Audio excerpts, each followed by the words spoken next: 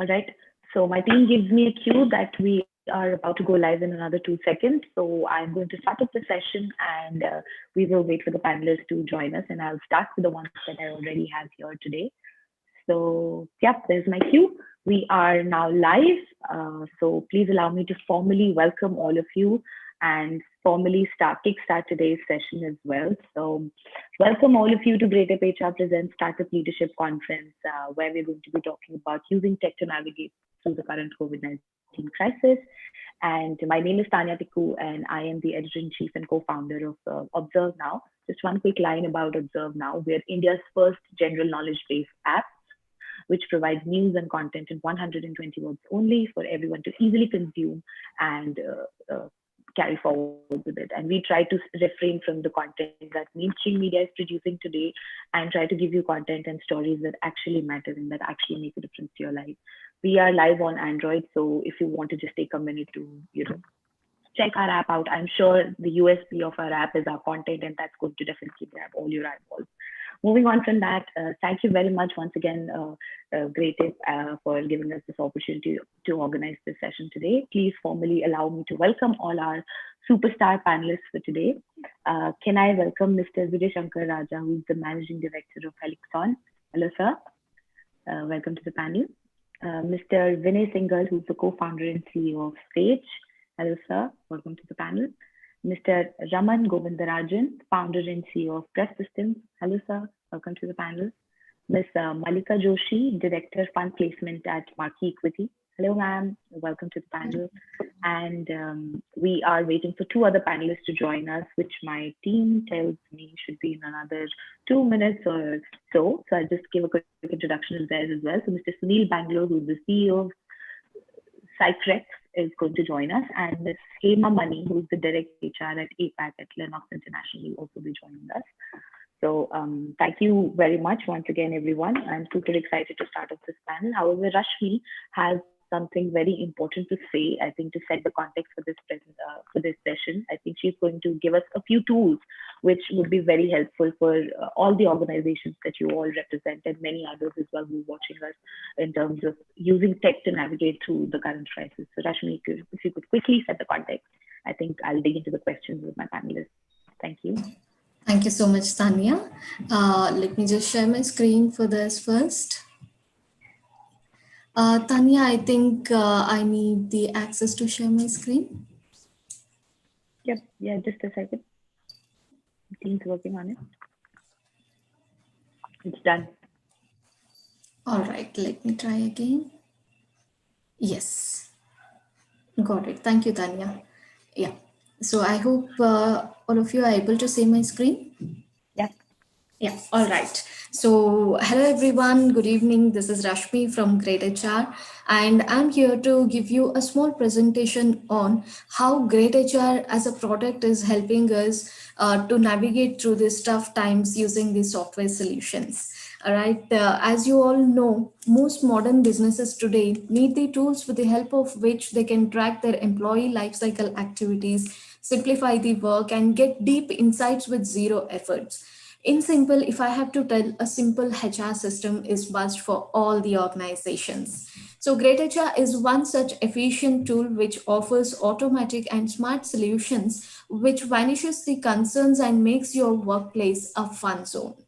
So to give you more details on this, first I'll take you all through the agenda of my presentation today. So first I'll be talking about why SaaS HRMS is so important in our today's time.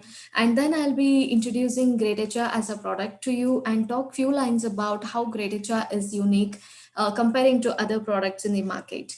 And also we'll be throwing some light on how cost effective it is and how happy are our customers. Not just that, if you are curious to explore our GreatHR as a tool, we even have a means to do that. So I'll also be explaining that to you in brief. All right. So to talk to you, first thing, SaaS.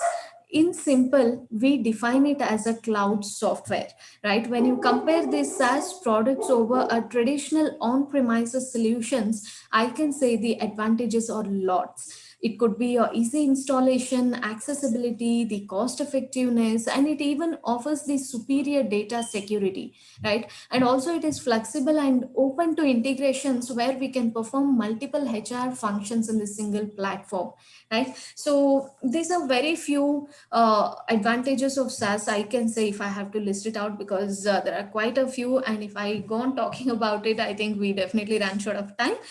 So after we understand the significance of the SaaS HRMS, here I introduce Great HR, India's first ever fully integrated cloud based HR and payroll software, which offers relevant and cost effective software solutions.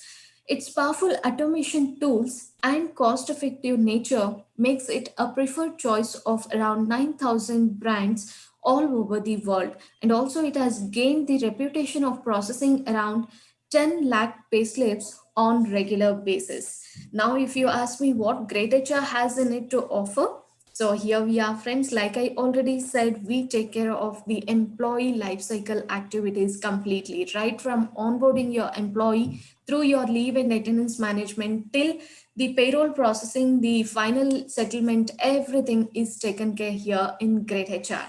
And not just that, due to this pandemic times, many companies are ensuring their survival through various means, right? It could be your cost cutting or salary deferments, or even to an extent that the to support the citizens of the country, the government has announced various COVID relief measures, right? Like PF relief and many other, I can say, the lenience. Right, so all of this is instantly incorporated in Great HR and thereby making it relevant to the times. And if you ask me how is the support, so it is excellent and our customers are proof for it. So they are very happy with us. And here are a few of them. List is quite a big. So these are few notable ones. And how cost effective is that, Rashmi? So here it is, friends. We offer very reasonable prices where we offer the monthly subscription plans depending on your organization's requirement. And also, if you're curious to explore our Great HR as a product, we even have this free 30 days trial account sign up. It is completely free of cost. All you need to do is just visit our website www.greathr.com and just sign up for the free trial account there. All right. And also, you can get more information about this by reaching out to our team, and here are the contact details. All right. So with this note, I'm going to end the presentation. Thanks for your time. Over to you, Tanya. Thank you. Thank you very much, Rashmi. I think you could stop sharing your screen now as well. So I think thanks for giving us these tools and helping us understand what could actually be potentially very useful for a lot of startups and for a lot of companies out there as well in terms of employee life cycle and managing their employees in the crisis as well. So on that note, I want to actually start off the session here. And I have a very important topic that I want to discuss with all my panelists today. And I think there was a note which was published by Sequoia Capital this year, which was called Black Swan 2020. Coronavirus is the Black Swan of 2020, which I think Black Swan is a very beautiful theory as well, which talks about, there needs to be darkness in order to see the light.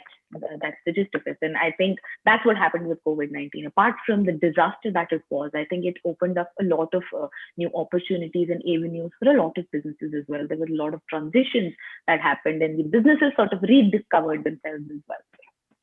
So based on that, if I were to speak to all my panelists here as well, I think today I want to talk about the agility that you've shown during this pandemic, how you've sort of created contingency plan, employee management and life cycle management, and sort of seen the curve shaping or reshaping or restructuring yourself at this point in time. So Vijay sir, if I may start with you once again, no bias, I can see you first on my screen.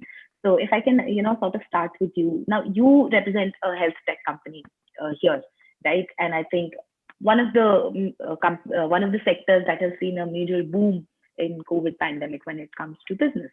So I think you here can give your inputs and sort of helping us to understand how health tech startups sort of function during this time. And in your case specifically, I think Exlon has also launched two new products suited for COVID-19 as well.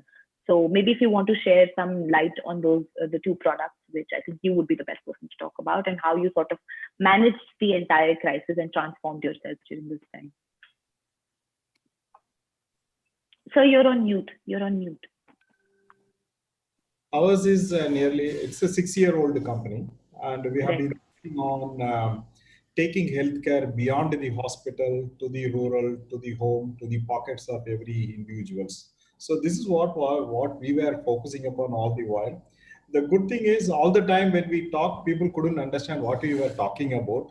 But suddenly COVID came, everyone could understand whatever we were talking about. They came and then started telling how we have to supposed to run the business and then how our solutions have to be. This is the big good thing happened for us. So this is, I am fortunate, not everyone is like that and that particular thing. So that's one thing. But as it is, it is not that when things are looking rosy on one side, we also had a lot of challenges because no one was willing to pay. Everyone was trying to hold that payment as tight as possible. And they were also trying to make, postpone the payment. So it was, the biggest problem for any startup during this period is the cash flow.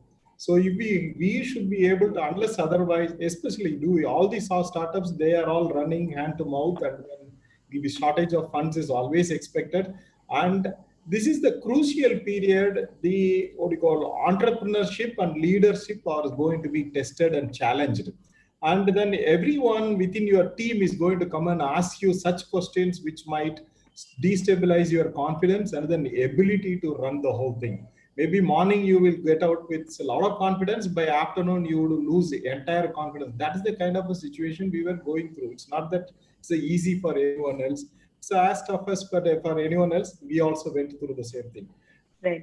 Honestly speaking, God willing, we were able to manage the whole thing. We did not reduce the salary. In fact, we announced increment for all our employees. And then, in fact, we also added more team members during this period. In fact, we almost doubled our team members during this COVID period. And that is the kind of bold steps we have taken. And the market is also demanding in that direction. So that is one thing. Regarding this, what we started focusing about is not on the profitability, not on this thing. We started focusing upon cash flow as a key thing. Because this is the period we have to go, and every opportunity given, even at a loss, we want to keep moving ahead so that continuous cash flow is there into the organization. And we have almost tripled or 3 times or 4 times the business what we used to do earlier has happened during this period. It's a phenomenal change for us. And this is something absolutely.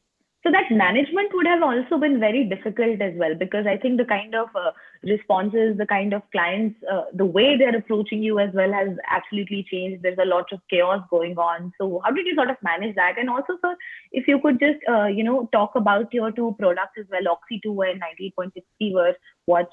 I think that would be very relevant here. See, actually, what we talked about is the COVID needs, there are 4 basic parameters which need to be measured.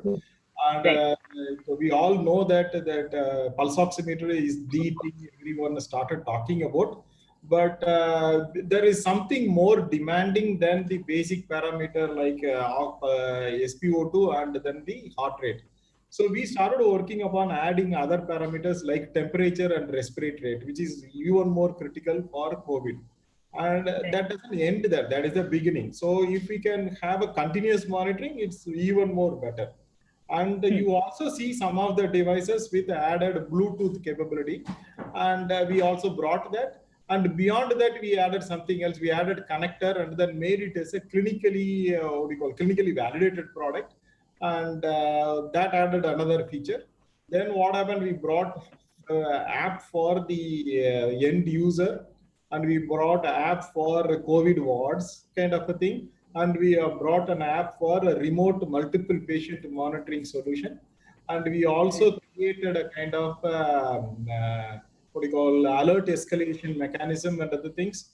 And it doesn't end there. The requirement doesn't end there. Then comes what happens if some situation comes. So now at that point, by click of a button, the doctor will be able to get connected with the patient. So teleconsultation also came in. Then comes e-commerce also. So it created a completely So this was all your pandemic learning. can I successfully term it as your agility during the pandemic? We were working on this for quite some time. We were talking about this for a long time, but predominantly we were focusing upon preterm babies and low birth weight babies. And when they get discharged, because they need many weeks or months, they need to be in NICU. So when they get early discharge, still they are at high risk, but they are at home or somewhere else in a remote location. So they need to be monitored. We were creating a solution towards that, and we tweaked it to COVID. So that's where the agility comes in. Absolutely. Sir, if you could quickly also give 2 tips for startups in terms of survival at this point in time, how agility could be very different for a different kind of startups as well. So anything that you would, want to share with other young startup founders? You need to be ultra sharp focused with your short-term and long-term goals. And there can be a lot of distractions. While a few minutes back, I was talking about the cash flow as the key right now. But you need to be carefully stepping and investing all these things towards your long-term and short-term goal, aligning even challenges, aligning the challenges into your core competence or advantage, converting it into your advantage is the core key thing, which we pretty well did that. And what I want to tell as a second thing is your biggest assets are your team members. And what we did is, in spite of all these things, a lot of restriction on traveling was there. So we converted every hour into a kind of a training program for all our team members. So various kind of online training programs we conducted. We also conducted a lot of cultural programs and then entertainment, so that we bring more kind of, in fact, the team became more intimate with each other during this COVID than we were physically present in the office. Absolutely. So that's what we created. I think so the communication from leadership is very important at this point as well, and to keep the whole team together. I think that's wonderfully said, sir. Thank you very much. I will come back to you next on that. But I think one of our other panelists, Mr. Sunil, has also joined us. Sir, if you could just switch on your video and quickly join the panel as well, so I can move on to the next panelist and do the next question. Unfortunately, my bandwidth is so low. Please pardon me. I think the video will definitely disconnect me. With a lot of difficulty, I got connected. Somebody help me. Yes, my team was informing. Hello all, and I'm very eager to hear what innovative and creative work is being done as part of this forum, and I will listen in and chime in as and when we need some clarity. Okay, thanks. Sure, sir. I will come back to you with the questions that I've designed for you. But thank you very much for joining us.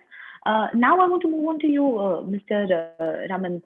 And sir, of course, I want to understand from you as well. If you could, just give your thoughts on this and, sort of help us understand how you, at this point in time, again, showed your agility, how your company managed to, thrive through this crisis as well. And yours is, again, a data company.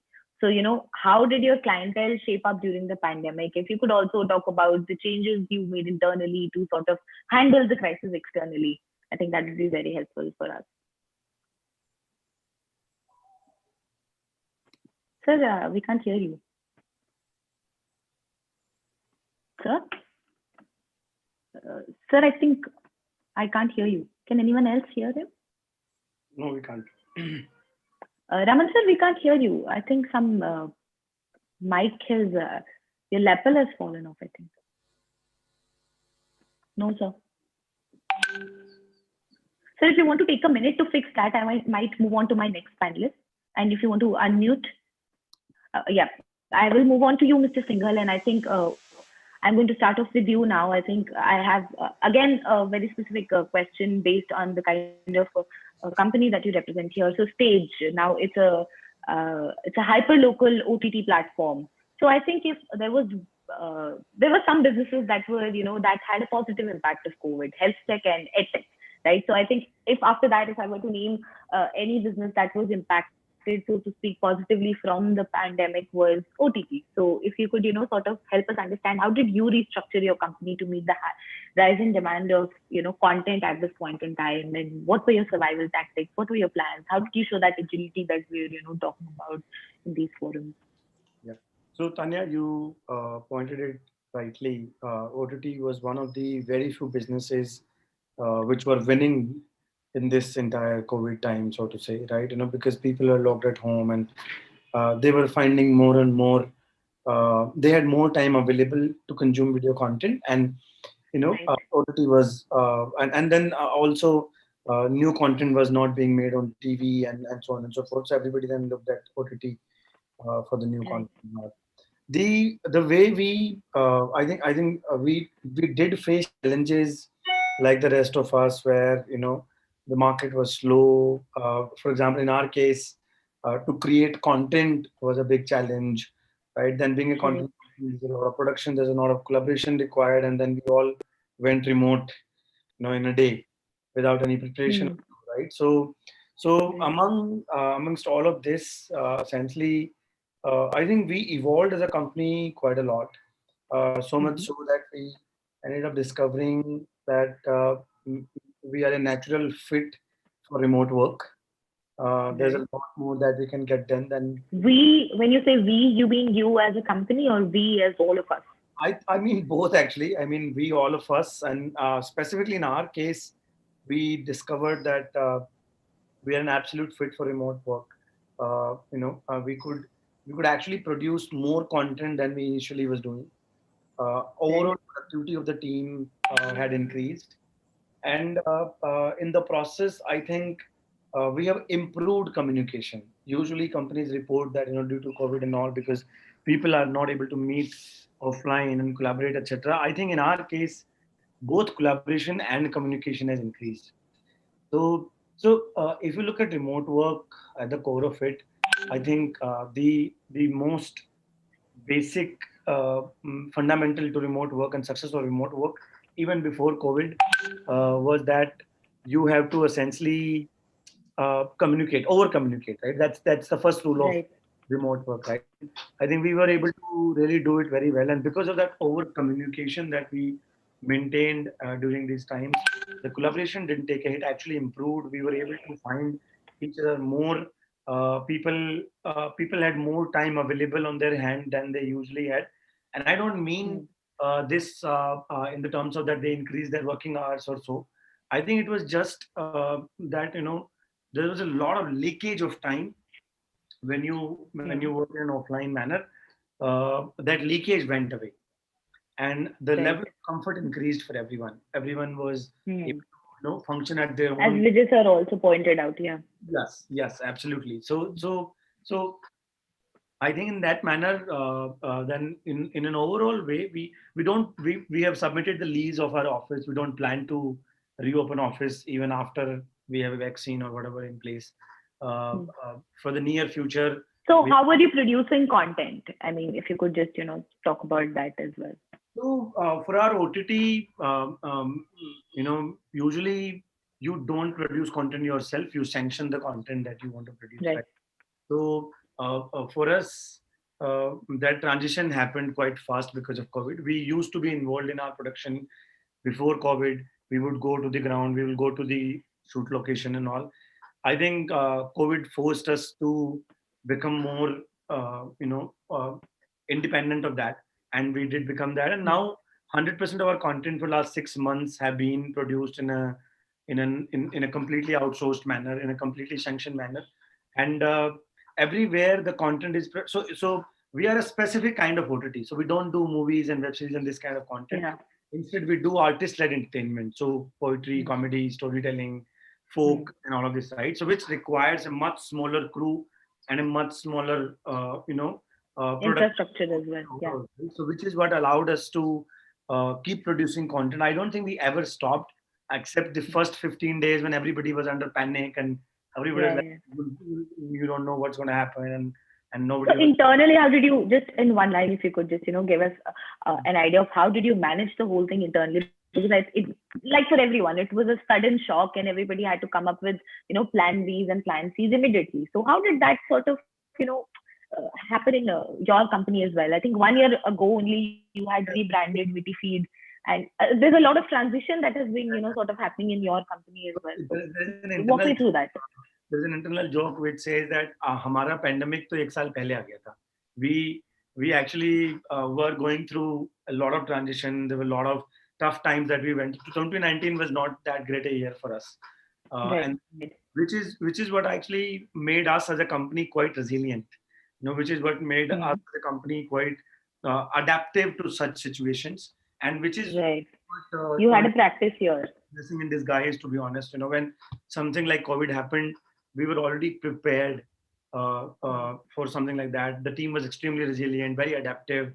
And another thing that there are some benefits of being a 100% digital company. We don't have anything tangible, so to say, right? There's nothing physical as a product that we produce, right? So 100% digital, which is why probably remote work turned into a more productive thing, and collaboration increased instead of decreasing, and productivity decreasing for most companies. So I think, except the first 15 days of shock and panic, you were able to do that switch easily. Yes. I think, and also it's got to do with the fact of how your product is as well. So I think in terms of a remote working led product or a tech non-tangible product, as you said, I think that's a learning for all of you listening here as well. I think this agility and transition is a little, if I may use the term, easier. We have to transition to digital. We were already a digital company, right? We just had to transition to remote. And fair enough. Yeah, for us, like when we compare it with most companies out there. Absolutely. But thank you very much for sharing those thoughts, sir. I will come back to you with the next question. In the meantime, Raman sir, can I move on to you? And if your sound check is complete now, maybe we can have your thoughts. You can hear me now. Huh? What, sir? Yes, we can. Okay, go ahead. So, sir, I think once again, since yours is a data-led product here as well, so again, nothing tangible as we heard. So, in this terms, can you help us understand how your clientele actually changed during the pandemic? Because everybody was worried about, their security and the kind of data that they were working on. And how did your business model change internally? And while COVID was striking outside, how was things in trust systems working out inside? Okay, actually, historically, we have done a lot of enterprise data management products. From personally in the 90s, Silicon Valley companies, and then from 2000 onwards here. You had that background, yeah. And in fact, in security, we were one of the first movers worldwide with the database security product out of India, okay, for a world market. And it's been built with my Japanese partners and stuff. So it's been a pretty mature product by now, used by a lot of enterprises worldwide. And right now, we're supporting them, and it's doing pretty well. I think the top 10 ranked for many forever now. Customers in Korea and less in India, but in US and in UK as well, Middle East, Europe and stuff. So we're pretty much in the support mode for the security product. Now, in the meantime, during this time, I started working with another team for a cloud architecture product. This team is originally from Silicon Valley. They have moved out back here, and we're working with them to develop a product, co-develop a product for the cloud architecture stuff. It's pretty nifty stuff, and hope it'll do well. It's still the middle of the development stages, and POC will happen soon. And those are some of the enterprise level things we're doing. Besides my activities in angel investing, if I can talk about it, where we support a lot of companies in the data security. But one company I've invested in, based in New Jersey, as part of their business model restructuring, they moved back there due to high burn rates in New Jersey. They moved back to their Bangalore office and using that office as their headquarters now. And then adapting their SEM and SOAR product to the current new trends of security requirements. Like we have collaborative, like Zooms of the world, we are getting a lot of traction these days. Collaborate online learning and all that. So they're adapting the SEM product for addressing the security needs for this kind of market. So then that's one thing. And so if you could, also talk about in a sense that how does a data company, handle a pandemic like this when there are a lot of factors at play here? So how does transformation within the company happen at this point in time? If you could just speak to threat systems and sort of understanding how you handled the crisis, I think that would be very helpful. There's always two sides to the coin as far as data management is concerned. The positive side is that the data is exploding, and even this year, with the data explosion has not stopped. And with the massive digitization happening, especially in this country and several other countries, the data growth has not stopped.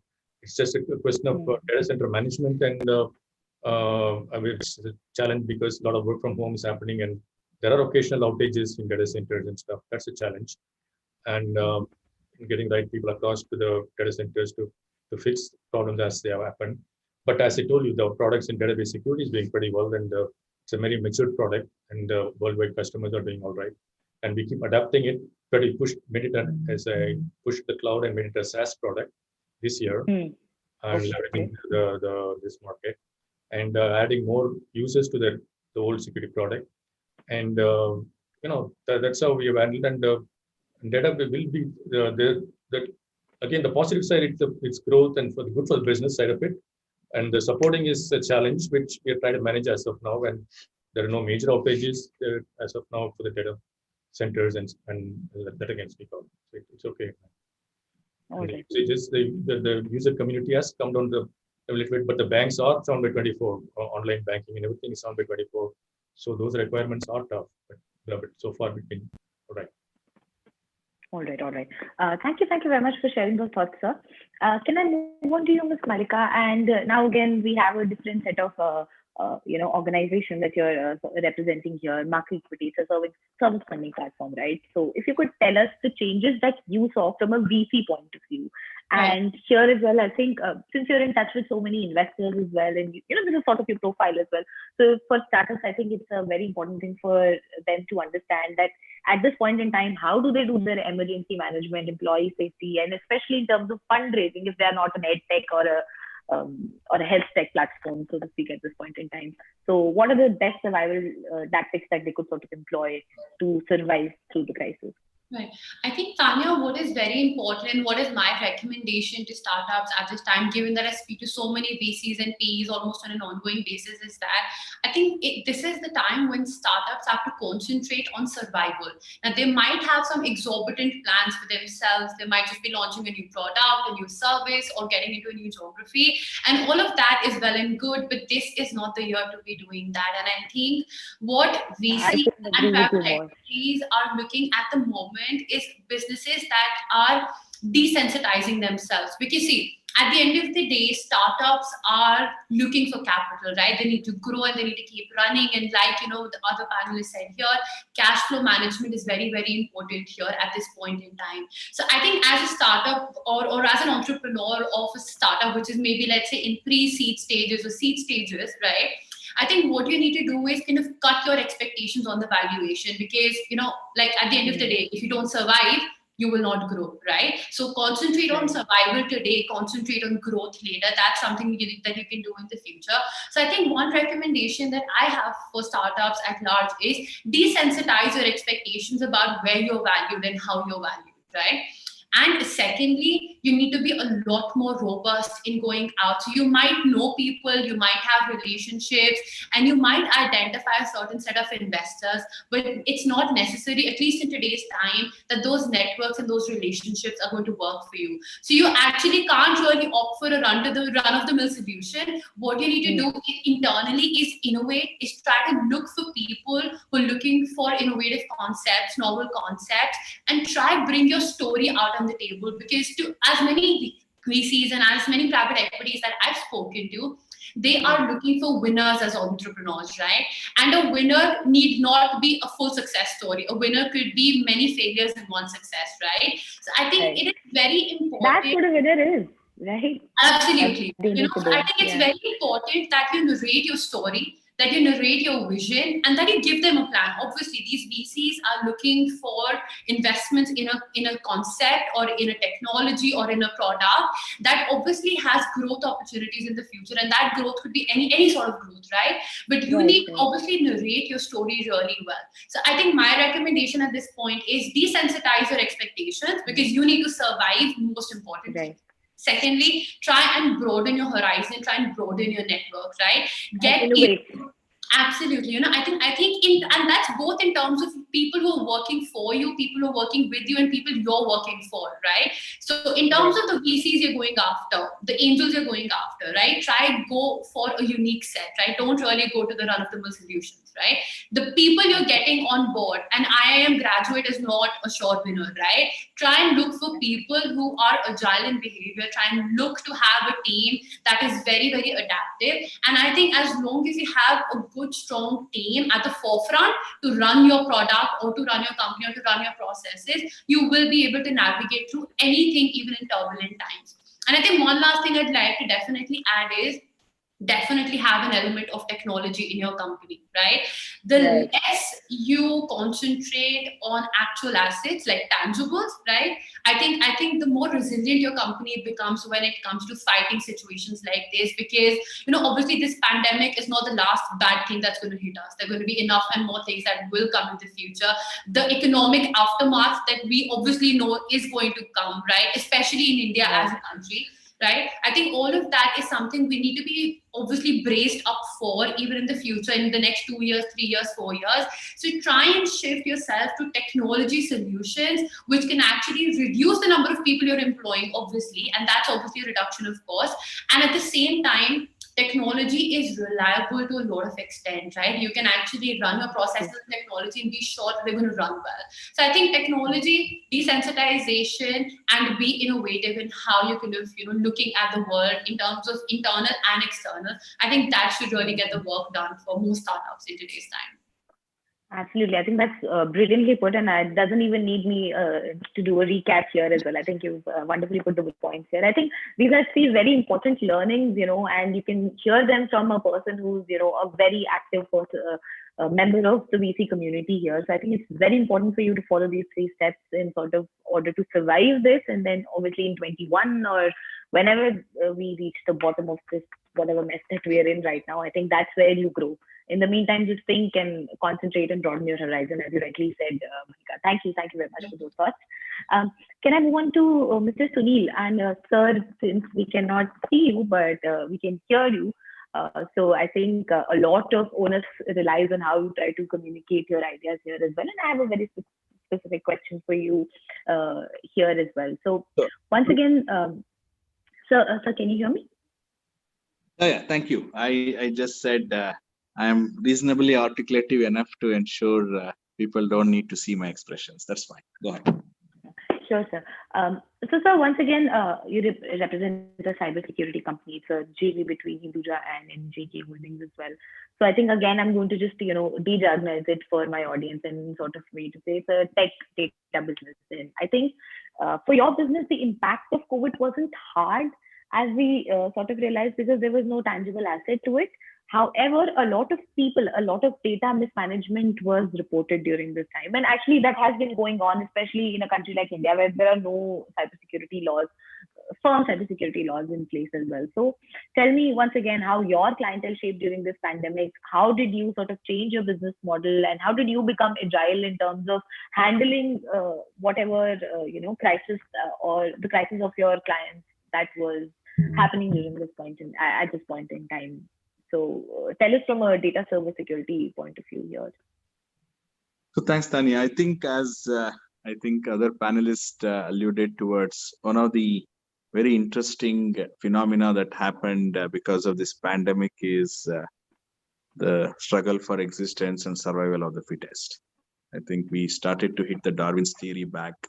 We started to revisit what is more important. Is it life or lifestyle, or is it bank balance versus your composure? So there were a lot of testing times that mankind was put through in the last 9-10 months, especially with significant amount of social media playing a significant role in terms of giving us all information, which in other pandemics are clear things. I don't think, honestly, we didn't even calculate how many people were probably succumbing to various aspects. But this time, considering there was a good network of social media and active participants globally, it helped to some extent. It also hit us badly because of lack of interpretation or comprehension by a lot of people, led to a lot of confusion. But anyways, So if you really look at from a business climate and business environment perspective, there are three key things that always the experiential learning that I have come from teaches me. One is human being when he is or she is under stress or constraint mode, the only thing that comes to my mind is survival. You don't think of anything. So survival instinct kicks in. So any Right. business that is whether in its startup mode or in mature mode, or I report to, I'm the group executive for Hinduja Group. So I do manage other businesses outside of the Sycurex, and I have very significant access to Ashok Leyland, IndusInd Bank, and Gulf Oil, all of that which we own. So when I looked at, irrespective of the maturity of the business, irrespective of the domain of the business, the survival instinct kicked in. So which means the second element that one has to be prepared about is what is my ability to retain and continue to be relevant to the business. So Yes, relevance to the absolutely. business, Relevance, very important. being able to ensure that how do I continue to retain what I have, and how do I build relevance and continued relevance without becoming an obsolete entity in the business, because some of these things are here to stay. They are not here like a blip, right? So it Mm. kicked in. The third attribute that I think which was very important for us to focus on is ensuring that we are absolutely focusing on what I call as essentials. You don't Right. you don't like when the captain says in a flight, we may do an emergency landing and be prepared. I don't think people will carry their bags. They just pick up whatever is required, essentials. So the essential list wasn't there in many businesses. I think if you really look at the Mm. preparedness for defining Yes. what is essential, I think the business continuity planning, or even what we call as essential ingredients of a successful survival, wasn't there. So we had to revisit a good amount of building essential list. And four things came that I always tell every business going forward to be prepared. One is focus on scope of your environment, scope of your activity. When you're not constrained, typically you look around, you start to be looking at who your competitors are, what is your goal, blah, blah, blah. But when you're in the survival instinct, or when you're in the survival mode, your scoping has to be so crisp and clear and absolutely, in my opinion, within your contained environment, so that you cannot fall out of scope. It's very easy for you to lose the focus if your scope management is not done. So keep the scope on which you think is relevant, be it be cash management, be it be client satisfaction index, looking at how can you continue to sell in the constrained environment and all of it. Second element that came on the essential list, which we thought was, how do we really build a camaraderie of workforce to believe that we were in a constrained mode, though we didn't have potentially a lot of capital issues because of the way our promoters work. But unfortunately, we were considered to be still a startup, right? So there was always a constraint of capital that you need to conserve. So the second most element is, how do you build a sense of ownership and sense of what I call as responsibility in the situation where can people compromise on what their entitlement was? Like, for example, we cut down on various aspects of incentives, aspects of being able to look at, and we converted them into equity so that people start to feel more ownership based things and do that. The third element was client comfort. So we had a Yes. set of client base which we were looking at, and that's the question that you asked. The reason why I gave a long answer is uh, it's very important that just focusing on client will not get you anywhere, because unless you have the 101 taken care of, the fundamentals. Right. So on the Yeah. third element of clients, we looked at what is our base of client and how much of them could be segmented as people whom we can do touchless engagement, whom we always used to do in-person cajoling and retention. And the third Yes. category, which is what we called was demanding clients, right? So when we did that, there were two things that we got. One is very interestingly, what whom we thought when we profiled the customers were very demanding. Honestly, they were not. They were able to understand the situation. Probably they were going through the same business, and we have some very large clientele to small and medium businesses that we cater to across the globe. So when we started to segment the clientele, what we thought we should bucket them into three segments as demanding, kind of cajoling, and kind of easy to take granted kind of thing. Not that you were ignoring them, but we were okay. So you sort of segregated your clientele in order to understand how you cater to each one of those categories. Absolutely. We had to scope and plan where the energies were going, where the money was going to be allocated. So whole planning was dependent on profiling your clients. The last element that we did was we wanted to see what we could do upsell without contributing to a lot of confusion. Because one of the very important aspects is business can't stall. Business cannot stall. So no matter survival means not growth, that doesn't mean survival does not mean business. You got to cook, you got to eat, you got to walk, you got to be healthy, you got to do things we need to do. And since in a business climate, business characteristic of any business is to keep doing business. So we looked at what would be the elements that we can focus on to do either cross-sell or upsell of our offerings to whom, and how do we ensure that can be delivered touchless, can be continue to be building our top line so that we can manage. Of course, bottom line was very well managed through our cost cutting and all of that. But on the top line, we had to focus because we have a responsibility to build the company. Might not be the same X, 4X, 5X, 3X, whatever was our aggregated growth rate, but at least we had to do some business.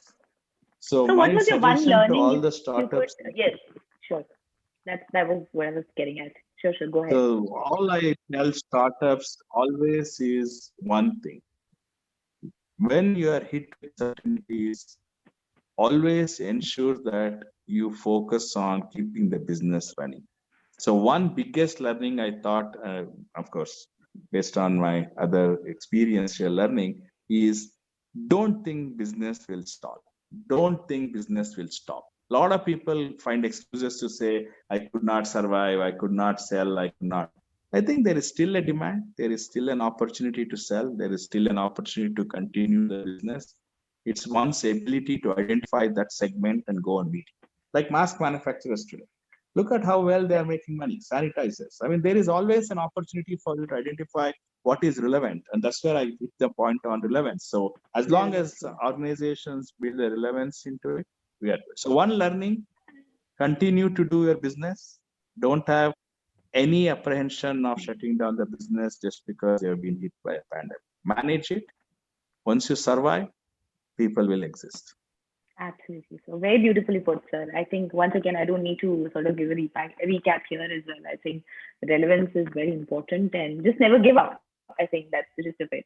Keep trying to set, and there are so many opportunities that would come in your way, and just try to make the best out of it. Try to grab the best one and try to make use of it. And at the end of the day, you've got to survive. You've got to tell your success story.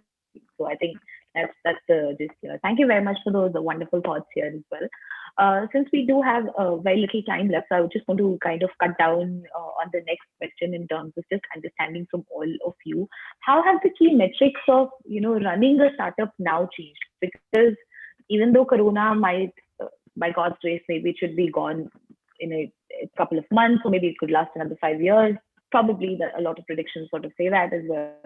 But from now on, we're going to, sort of divide our time into AC and DC. That's after Corona and before Corona, right? So after Corona, how have the metrics of running a startup changed? Because nobody predicted this. I think our idea of running a startup was completely different before this. So now, how has that changed? So maybe 2 key metrics, if you could, identify and share with me. And Vijay sir, I'm going to start with you. If you could just give your thoughts on this. Sir, you're on mute, huh?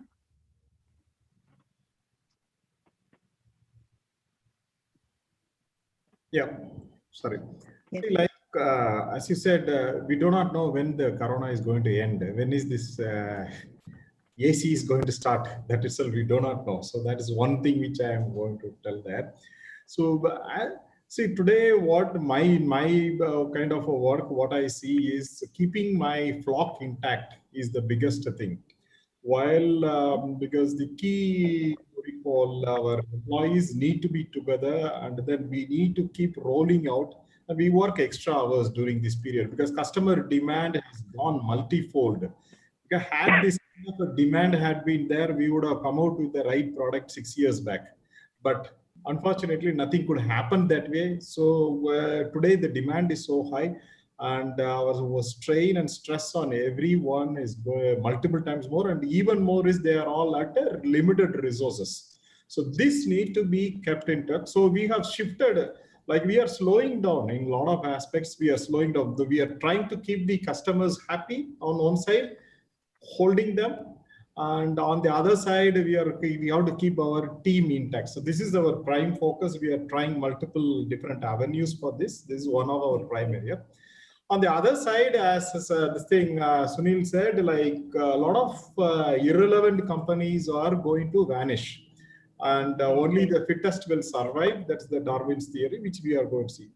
That's one side. It is true. While that is true, we are also seeing there is a huge surge of new companies, new participant into this game. And I don't know how much depth of information, knowledge, or homework they have done to plunge into this kind of an effort, or organizations. Like a lot of such companies are also there. So all this clutter will end after a while. So we have to wait and watch. Serious players like us with a deep thought into this and commitment into this, we need to wait. And there's no need to do any kind of a knee-jerk reaction to all these competitions. So our focus need to be on. So we need to go slow, and carefully.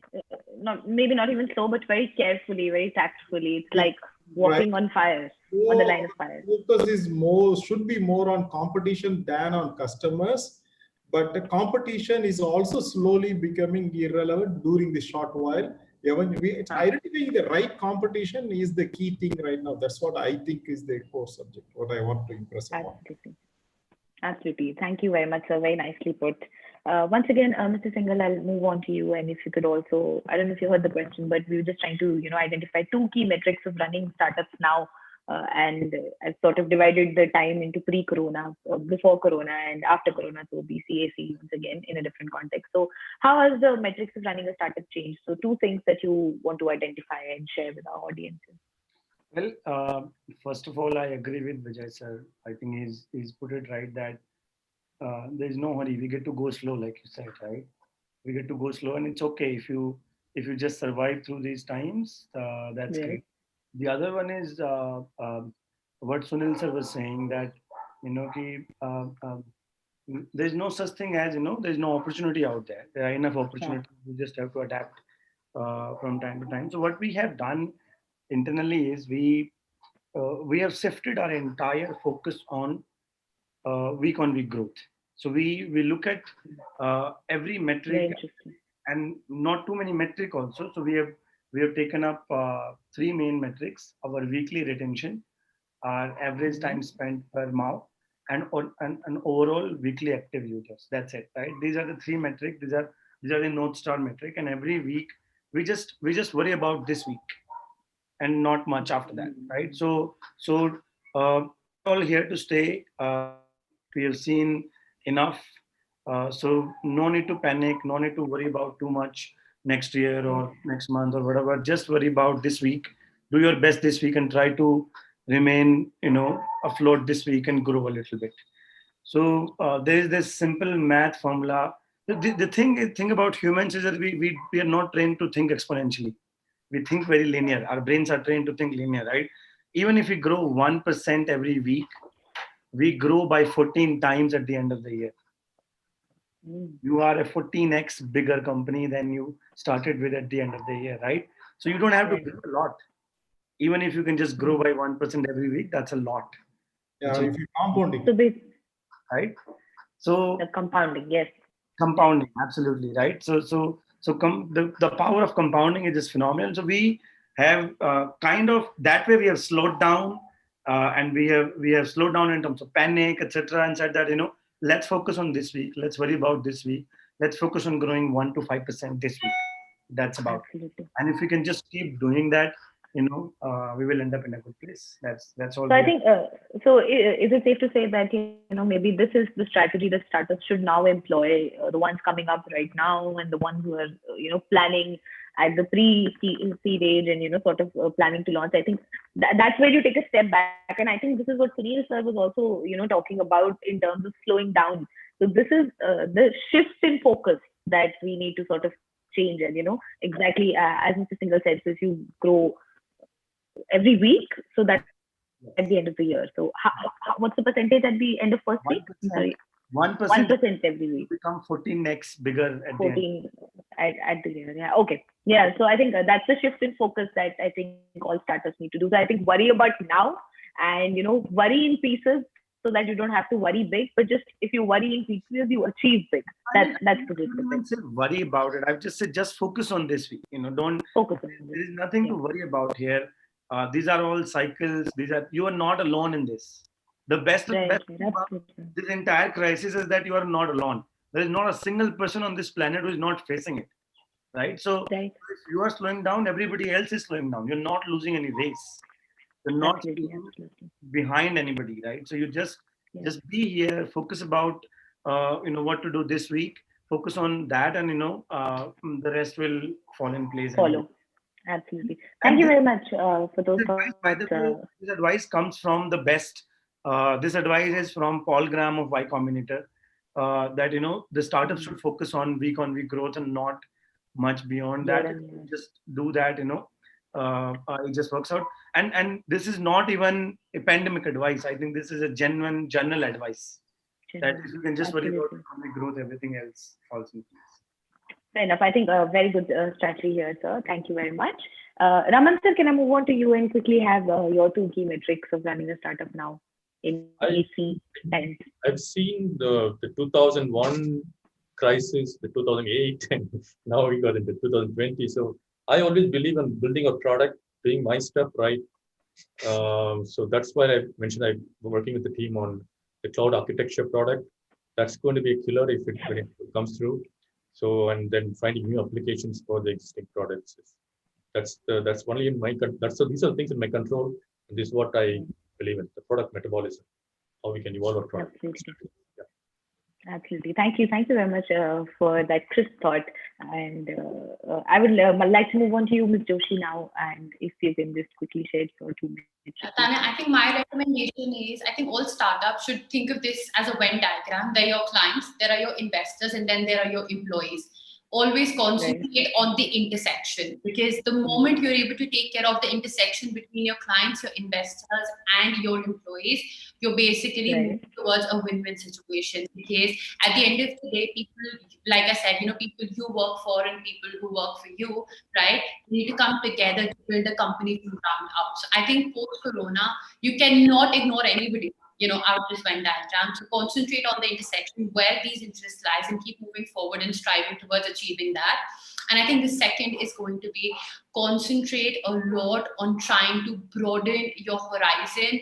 That could be, your networks. That could be the product. That could be the marketability or the suitability of your product. Just try and look at the growth that you can achieve, because now hopefully you've been able to stabilize yourself and actually navigate through the storm. So now what people, because they've invested trust in you so far, now what they want to see is how are you going to actually convert this trust into returns or into products or into services that are going to actually benefit them. So I think as long as you can do these 2 things, you have a good story ahead to tell people. Absolutely, and very brilliantly put once again. Thank you very much for sharing those thoughts. Sunil sir, can I move on to you and have your 2 quick thoughts here? I think first and the foremost thing that I feel startups should look at is, this is the time to demonstrate their perseverance and tenacity. If they believe in themselves, if they have the conviction in themselves, if they believe that they are in the right business line, I think it is just a matter of time before they see success. So ability to pursue what they have embarked on, the journey is very critical, and that conviction and tenacity is very important. And these are the tough times when you really hang on to something and move with your, what you call as your own beliefs. The second element, just belief doesn't help you. Just being persistent and tenacity doesn't help you. Second thing is keep an eye on exit strategies. Just because you started something doesn't mean every startup has to translate into an enterprise class product or enterprise class company or an enterprise value. A startup should have the exit strategy very well laid down. So my suggestion to a lot of startups which are struggling to survive is to look at, or at least unclear, uncertain about where they are headed, is to revisit their exit strategies. There are a lot of people with significant amount of ability to continue to acquire. A lot of M&A will happen now because of the valuation game. There is a significant amount of consolidation that will happen because of lack of the overall share of the pie and size of the pie shrinking. So keep an eye on what is your exit strategy look like.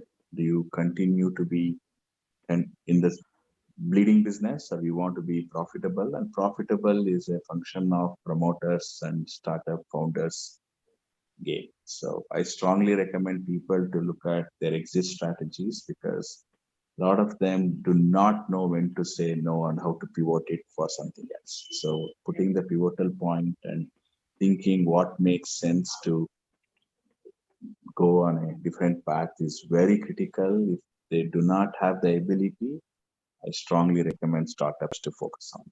I think, sir, that's again a brilliant advice. I think of exit strategy. I think that's another one very important learning that our audiences would have taken from Tanya, this. sorry, I just want to add something there. I totally agree with what Sunil sir just said, and I think he's put it really well.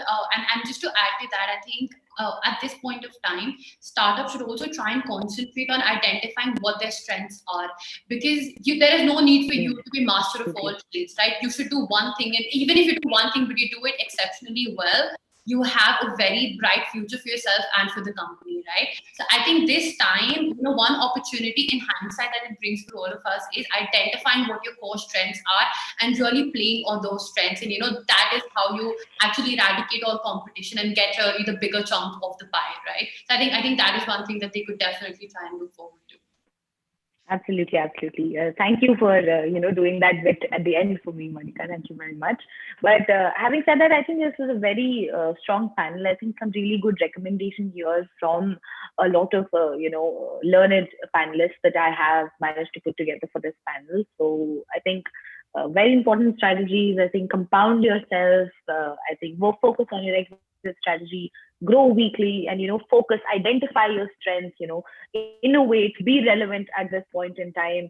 And there are a lot of opportunities out there. You need to sort of grab them and grab the right one. And as I think at the end, Malika, you I think sort of rightly wrapped it up, is you don't have to be a master of all trades. You can just be good at one thing, and just build on that. And that would be your key strength. And that would be the only metrics, so to speak, that you'd have to follow to run a successful company. So I do have many more questions left, but unfortunately we are at the end of the session.